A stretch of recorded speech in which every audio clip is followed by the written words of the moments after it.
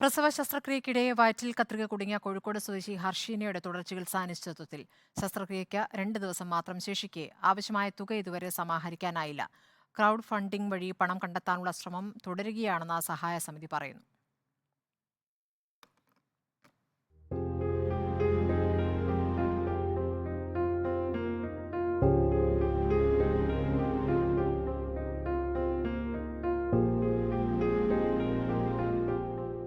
നിരവധി ശസ്ത്രക്രിയകൾ ശരീരത്തിലേൽപ്പിച്ച മുറിവുണങ്ങിയിട്ടില്ല ഹർഷിനയ്ക്ക്.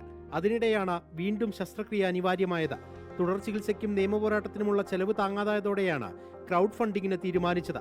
എന്നാൽ ശസ്ത്രക്രിയയ്ക്ക് ദിവസങ്ങൾ മാത്രം ശേഷിക്കെ ധനസമാഹരണം പ്രതീക്ഷയ്ക്കൊത്തുയരാത്തതാണ് ആശങ്ക. ഞങ്ങൾ പ്രതീക്ഷിച്ച രീതിയിലേക്കുള്ള ജനങ്ങളുടേതായിട്ടുള്ള ഒരു പങ്ക് വന്നു ചേരുന്നില്ല എന്നുള്ളതാണ്. കഴിഞ്ഞ 6.5 വർഷക്കാലം കത്രിക വയറ്റിൽ പേറി ജീവിച്ചതിൻ്റെ ദുരിതം, അതുകൊണ്ട് തന്നെ സാമ്പത്തികമായി ആ കുടുംബം തകർന്നു. അതുകൊണ്ട് ഇനി അങ്ങോട്ട് അവരുടെ ജീവിതത്തിലുടനീളം ഈ ചികിത്സയൊക്കെ വേണ്ടിവരും. അതിന് കണക്കാക്കിക്കൊണ്ടാണ് ഞങ്ങൾ ജനങ്ങളുടെ മുന്നിൽ അഭ്യർത്ഥിക്കുന്നത്, അവരെ സഹായിക്കണം. സർക്കാർ സഹായം വാക്കുകളിൽ ഒതുങ്ങിയെന്ന് ഹർഷിന.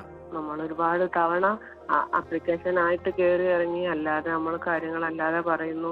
ഇതുവരെ നമുക്കൊരു തുടർ ചികിത്സക്കെങ്കിലും ഉള്ള ഒരു സഹായം ഇതുവരെ കിട്ടിയിട്ടില്ല. എപ്പോഴും കൂടെ ഉണ്ട് എന്ന് പറയാന്നല്ലാതെ നമ്മൾ മരിച്ചിട്ടാണോ നമ്മളെ കൂടെ എന്നുള്ളതാണ്. സുമനസ്സുകളുടെ സഹായമല്ലാതെ മറ്റൊരു വഴിയും ഹർഷിനയ്ക്കും കുടുംബത്തിനും മുന്നിലില്ല. റിപ്പോർട്ടർ, കോഴിക്കോട്.